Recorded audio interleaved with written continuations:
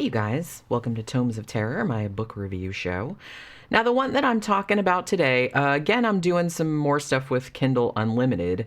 Now this is an author that I had been meaning to get into for a while just because it seems like her stuff is like everywhere. So this is Darcy Coates. I don't know a great deal about her. I know she's Australian. And she's kind of like, she seems to be sort of like the queen of the haunted house genre, you know what I mean? It seems like a lot of her books are haunted house books. And when you go through on Goodreads or Amazon or whatever, like almost all of them, because she's written a lot, are really, really highly rated. And another interesting thing, too, is that all of her books, most or all of them, are actually available to read for free if you have Kindle Unlimited. So she was definitely an author that I wanted to get around to just because so many people talked about her, so many people had read her books, and she'd written so many, rather, that I was like, well, you know, I'll get into that at some point, and that point has arrived. Now, the one I chose, I just kind of chose this one at random. I guess it was just because it was the one that kept popping up because I guess it's the newest one. This is called The Haunting of Leigh Harker, and apparently this came out in October of 2021. I think she actually had a couple books that came out that same month or right around that same time period. But I don't know if she's done any since then, but this one kept getting recommended, so I assume this was the newest one or among the newest ones. And again, this is kind of like a haunted house story, but kind of a little bit different. Now, from what I could determine, this is the first Darcy Coates book that I've read. Now, I read some other reviews of it, and one thing that a lot of people said was this was different than what she usually wrote. Not different in genre because they're still haunted house stories, but maybe different in tone or different in style. So I can't really speak to that because this is the first book of hers that I've read. It seemed like some people, most people really, really dug this book, and I actually really dug it as well, which I'll get into in a minute, but it seemed like people either really liked it or there were like some reviews on it that liked a lot of her other stuff. And then it was like, yeah, this one wasn't for me. So I don't know how different it actually is than her regular stuff. One reviewer that I saw said that a lot of her haunted house books, while really cool and enjoyable and stuff, I believe the word she used was cozy. But she said this one's different because this one's actually like really, really scary. So I'm assuming that maybe her other stuff was more kind of like, again, like a cozy haunted house story, whereas this one is kind of more scary. This actually was a pretty creepy book. Just the descriptions of the things in it were actually really good. Like if you pictured them in your head, like if I pictured this being made into a movie, I was like, yeah, that would probably be really scary, like the imagery that she describes in it. So the story of this, we're following the protagonist, Leigh Harker. It's all from her point of view, and it's all in the present tense, which usually bothers me, but I got used to it after a couple of pages, and it didn't really register anymore. Now, one thing I will say, at no point was I going to DNF this, but I will say that the first, I don't know, it's maybe the first third of the book, maybe not quite that much, I was kind of like not really knowing where this was going, and I was almost kind of like, it was getting almost to a point where I was just kind of like, okay, can we like get on with it, or it was like a little bit repetitive. But then this real big twist, or I don't know if it's a twist, but like a big reveal happens, and then at that point the story doesn't become like a different, almost becomes like a different type of story. It almost kind of turns more into a creepy mystery, and I was way on board after that. Like after after this initial part where I was just like, I'm not really sure, because I was like, I'm not really sure if I'm digging this, because it's just kind of, it seemed like a lot of the same thing, and I wasn't really sure, where it was going, like what direction it was going in. But once that reveal happened, and this is a really, really hard book to talk about without spoiling it. And I really didn't want to spoil it because it's new. But I mean, as I go on, I might like actually just say, hey, spoilers, and say what happens, because it's really, really difficult to talk about if you don't spoil it. So pretty much the first page of this book starts out with a bang. It starts out with a haunting. So Leigh Harker is this woman. She lives in this very large, rambling house. I don't really know. I never got a sense of how old she was. I kind of thought maybe she was maybe in her 40s, maybe 30s, 40s, something like that. She seems to be very introverted. She seems to be very like set in her ways. She kind of likes being alone. She likes routine, and she loves this house. She's actually lived in this house for 15 years, and she's always lived there alone. And she has a job as she works like at a museum. She's like some kind of archivist or, art restorer or something like that. And, or some kind of like museum thing. And it's a job that she likes very much. And she basically just has a routine. She gets up and she does the same thing every day. And she goes to her job and comes home into her house, which is, as I said, it's kind of like an old rambling. I think it's like 5 bedrooms, she says at some point, but she loves it. It's like her sanctuary. But for whatever reason, another thing I was going to say too is that she seems to be one of those people that's like really isolated, but doesn't really seem all that bothered by that. Like she doesn't seem like, oh, I wish I had more friends, or I wish I had this and that and the other. She seems quite content being alone. It's not real clear if she actually is or if she's just like telling herself. I'm not really sure. But I mean, she doesn't really seem all that upset about it. But the only family she appears to have is a sister named Meg, and she and Meg are estranged, and it seems like, you don't really know the reasons for it, but the implication being that the reasons are kind of dumb or, it's just kind of, but there was like a rift between them, and that kind of like plays into stuff later on. So pretty much from the beginning, like you only find this stuff out like later on, like as it goes through. But the book starts out, as I said, she's lived in this house for 15 years. She loves this house. She's never had any trouble with it before. But then all of a sudden, at night, she starts hearing weird shit, like it usually like emanating from this little cabinet or this little closet or storage space that's like under the stairs. And she's like, it's interesting because I've never been able to get into this storage space because it's always been locked. And she's like, so I never really used it or needed it. And so she just kind of like forgot it existed pretty much. It's just kind of become part of the background. So she kind of hears stuff like the doorknob rattling down there, and she starts to see what she initially just calls a something. Now, as the first third of the book goes on, and she's describing in real time what the haunting is like what this thing looks like and how it comes every night and all of the things, like she has to end up hiding from it. At one point she calls the police and they come there and obviously they don't find anything.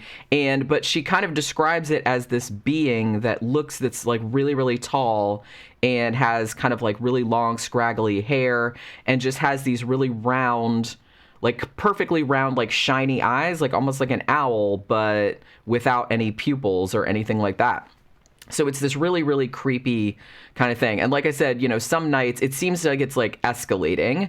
So this being kind of comes to her house every night. So she's kind of doing her routine still, going to work and doing her job, but then she's almost kind of starting to like dread coming home, and it's really upsetting her because this is a house that she loved, and she's terrified, but but she also doesn't want to leave the house because she loves it. And so for the first third of the book, it kind of goes on like that. Like I said, so it's basically just know that going in. I think it's about the first third, but it's basically in present tense. She's just talking about this escalating haunting in essentially real time. Like she's just like, and this night, this happened, and I had, ended up like in the, hiding in the closet while this thing was like nails were coming underneath and like all that kind of stuff. And it's really spooky, I will say that. But like after a while, I was just kind of like, okay, but I don't really know where this is going. And I was like, is the whole book like this just a real time, kind of like, description of a haunting? And I said, I'm not really sure if I'm like I said, I wasn't going to put it down because it's, I saw that there was a lot of the book left. So I said, well, I'm sure this is probably like leading up to something. And indeed it does. Now, again, if you want to read this, it's very new.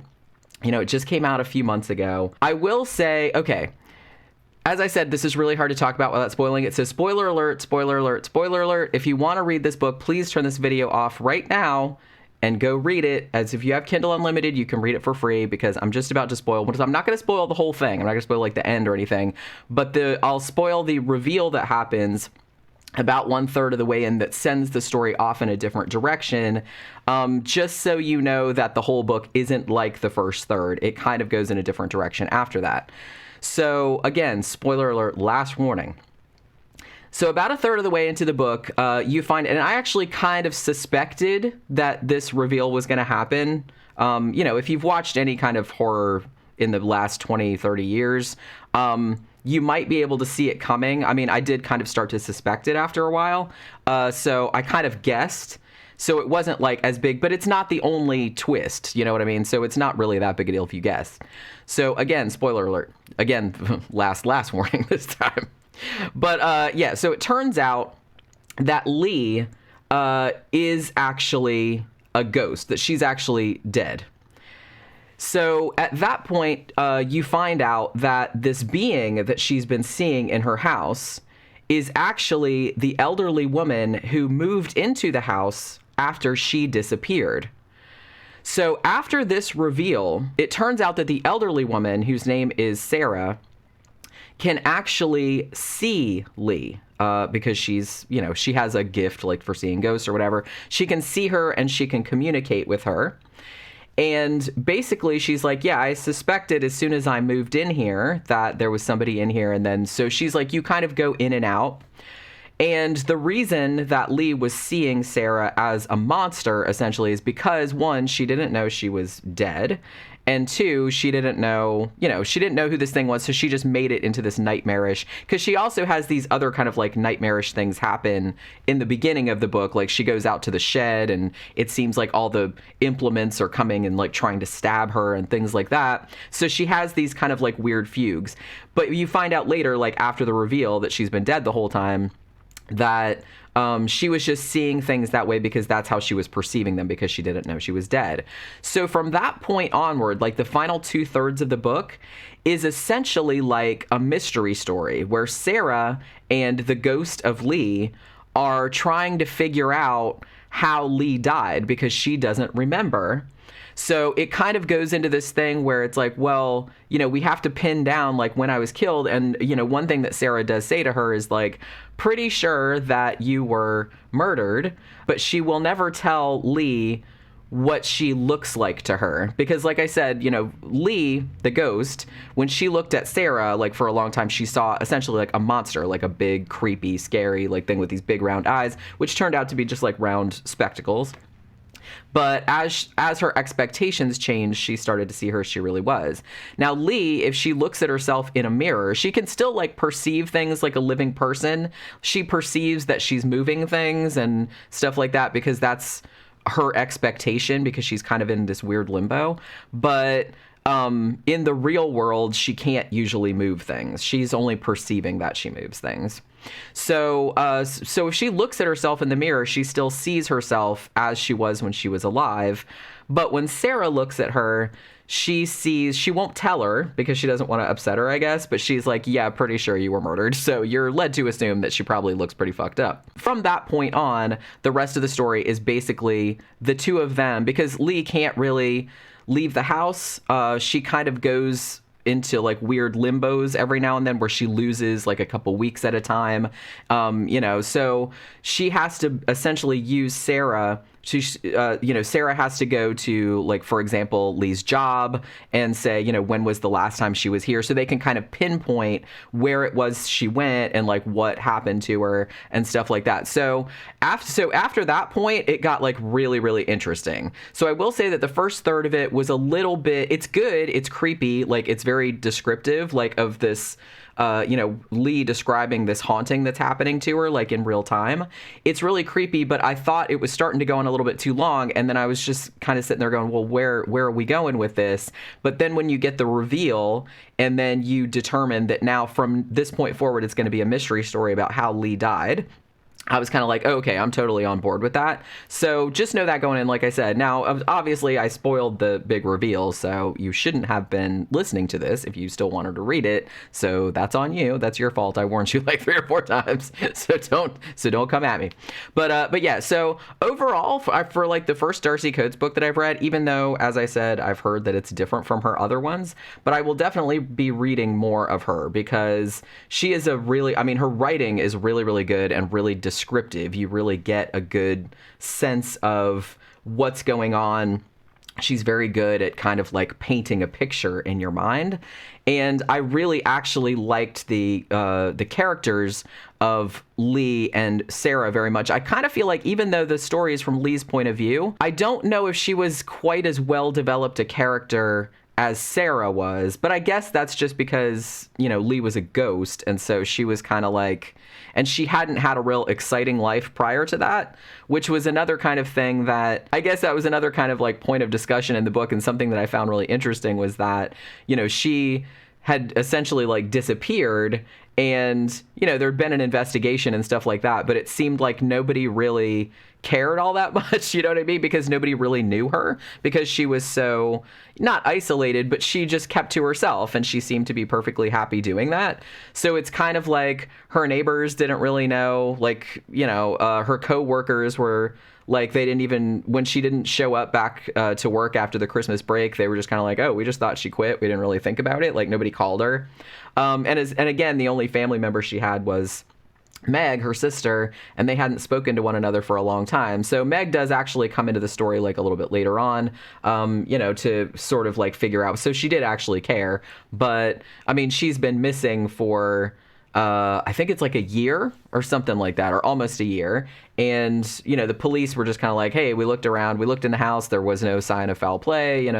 We investigated a few people, but there weren't really any leads. Nobody really seemed to know, and there were kind of things that hinted that maybe she might have left on purpose, which she was just kind of like, well, that doesn't sound like something I would do. You know what I mean? Because I was happy in my house. I was happy at my job. I was kind of had all my shit together. And she's like, I wouldn't just disappear unless there was a reason. So, so as all the tendrils kind of, come to play out, it's just, it was really good. So it was like a really riveting book, like from the 2/3 point, like, from after a third, like after the haunting part is described, then it becomes kind of like a mystery story, and I was really on board with that. So yeah, I'll definitely be reading some more of her stuff because I really, really liked this one a lot. As I said, it was a haunted house story, but with kind of a twist to it. And honestly, even like toward the end, like the friendship between the two women, the dead one and the live one, was actually really touching. You know what I mean? It was like actually like a really heartbreaking, there was like a lot of really good, like really heartwarming stuff in there. So which is crazy. So because I did actually, Ciarra was actually like a really good character. She was like an 80-something-year-old woman and who also lived alone and really liked this big house. And her thing kind of ties in with the house as well. Like her past also kind of ties in with the house. So everything is kind of like tied in very nicely. But yeah, so this was like a really good book. Really, I mean, I read it in probably 2 sittings. So it didn't really take me very long to read it at all. Maybe just like a couple of hours, even though it's, I don't know, it's 350 pages, something like that. If you start reading it and you're just kind of like, oh, this is like kind of boring or it's not going anywhere, just like hang tight because it does actually go off in a different direction. Now, as I said, some people that liked some of Darcy Coates' other stuff didn't really care for this one. One of the main criticisms I saw was that they thought the character of Leigh like did some dumb shit that like a person wouldn't do. I didn't really get that impression. I can kind of see what they're talking about, but it didn't really register to me that she was being stupid or anything like that. And a lot of the stuff that makes her seem stupid or whatever in the first part of the book is kind of explained later, so it didn't really bother me. And to be honest, like most horror has people doing stupid stuff. I mean, to be fair, or otherwise we wouldn't have any horror, because if everybody just kind of stayed where they were and never did anything, never went to investigate that scary basement, we'd never have any horror movies. So, I'm not going to get like too upset about it. But yeah, so if you have Kindle Unlimited, you can read this for free. If you've read any other Darcy Coates books and are looking forward to reading this one, let me know. Let me know if you read this one, what you thought of it. And that'll do it for this Tomes of Terror book review. I will see you guys on the next one. Bye.